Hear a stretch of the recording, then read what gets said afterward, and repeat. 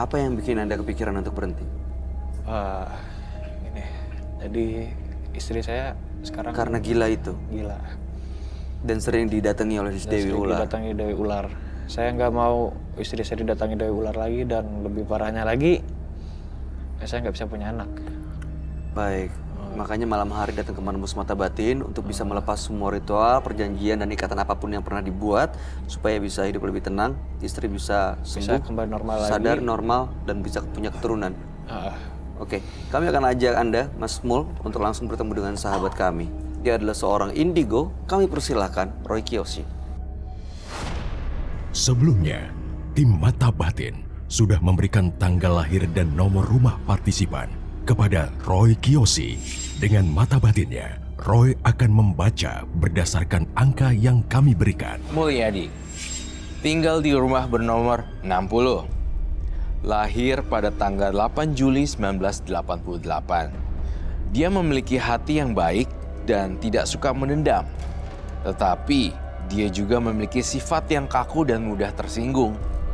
Saya melihat masa lalu yang kelam di kehidupan Mulyadi.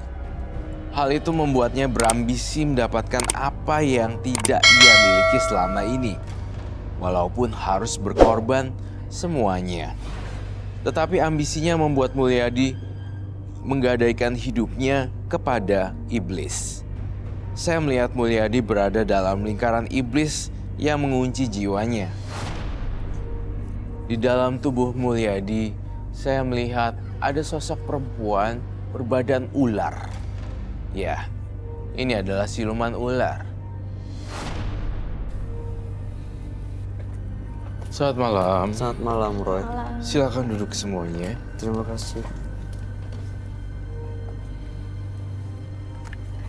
Mulyadi, dengan tanggal 8 bulan 7 1988 dan nomor rumah 60. ya. Mulyadi waktu itu pernah terlilit hutang dengan kondisi yang kebingungan, akhirnya dibawa ke tempat seorang dukun, lalu melakukan ritual di sana untuk mendapatkan uang gaib dibantu dengan sosok Dewi Ular. Manusia, perempuan, berbadan ular, menggunakan kemben. Dan sekarang sering diganggu, istri sampai gila, tapi uangnya juga ya walaupun datang tapi ritualnya mau diberhentikan semuanya ya, supaya bisa punya keturunan juga dan hidup lebih tenang. Makanya datang ke Menembus Mata Batin. Gimana kamu ngelihatnya, Roy? Iya, entah kenapa tiba-tiba saya lihat di tubuhnya Mas Mul, langsung saya merasakan ada satu gelombang energi yang berupa wanita, tapi badannya ular. Itu saya lihat jelas sekali loh. Itu apa ya, Roy? Siluman?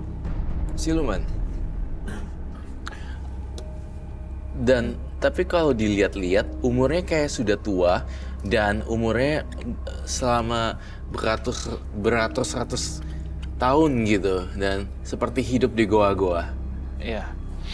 Memangnya waktu itu pernah sempat melakukan ritual di dalam goa kah? Oh ya, di goa sama di pantai. Di goa dan di pantai. Oke. Lalu kamu ngelihat ini juga ya, penampakan sang Dewi Ular. Sang Dewi Ular. Sempat lihat. Sempat lihat. Menyeramkan sekali loh, horor. Ini tua banget ya sosoknya, Tua ratusan banget. tahun. Karena ratusan tahun ya, Bay. Dan sangat tidak berbentuk. Dan tapi yang jelas dia memakan korban-korban gitu. Kalau bisa lihat sih serem. Bay mau dibuka nggak mata batinnya? Enggak. Makasih Sarah mungkin. Nggak mau. Sarah mau. No. Makasih. Tapi karena waktu saya melakukan ritual di pantai, saya bermalam di situ, dan tiba-tiba saya nggak tahu itu saya beneran bangun atau di bawah alam sadar. Itu saya ada orang-orang jadul, orang-orang lama gitu, orang-orang kayak masa tahun berapa saya nggak tahu deh. Pokoknya bukan orang-orang zaman sekarang.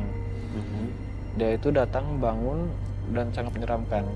Dan di depan pandangan saya di pantai itu ada sebuah istana megah banget. Nah, dari situ keluarlah sosok sang Dewi Ular. Ya waktu itu saya pertama banget, dan saya kaget. Tapi dia menawarkan sebuah harta dan dia meminta tumbal juga seperti yang saya bilang tadi. Tumbalnya apa ya? Tumbalnya itu wanita gadis umur 17-20 tahun. Diapain tumbalnya? Saya kasih foto ke dukun yang waktu saya datangin. Nah, habis itu baru saya disuruh ke pantai.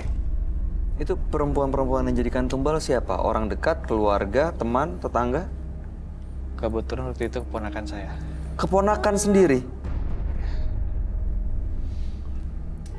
Dan sekarang dia udah saya antar ke pantai tengah malam waktu itu sesuai perjanjian saya dengan Sang Dewi Ular dan sesuai juga perjanjian saya dengan Mbah Dukun yang saya datengin. Sekarang dia udah meninggal? Saya nggak tahu. Saya waktu itu ngelakuin ritual pakai lilin, makan ayam, pisang. Makan ayam, makan pisang. Dan si ponakan saya itu juga melakukan hal yang sama. Dan ketika itu saya langsung tertidur. Nah, dan tertidur yang baru saya bangun lagi di bawah alam sadar itu. Anda tinggal di situ?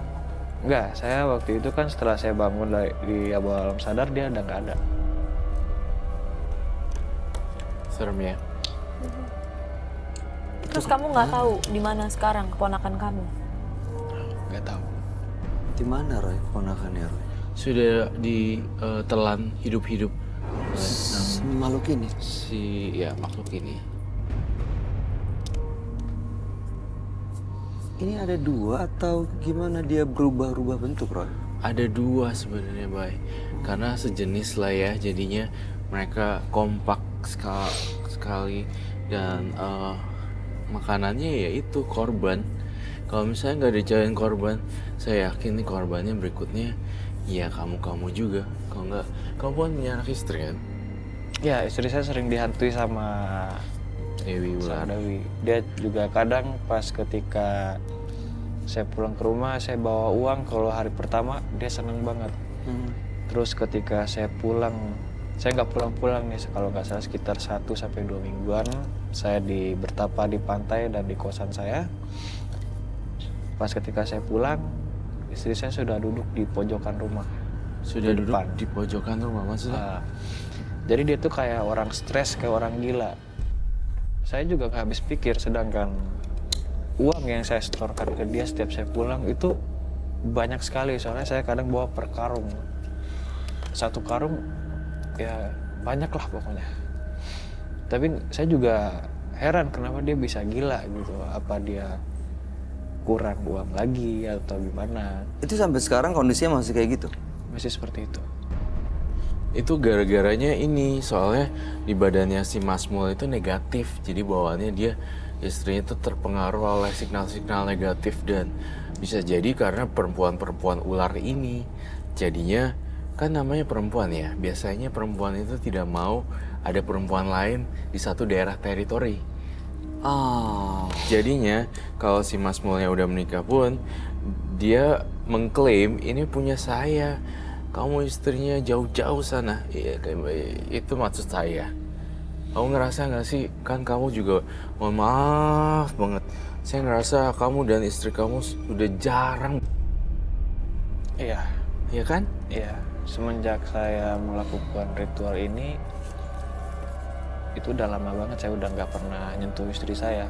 Iya, satu kondisi yang sangat bahaya sekali ya, secara mental. Iya, kondisinya juga nggak memungkinkan seperti ya kalau kayak gini ya. Iya, baik.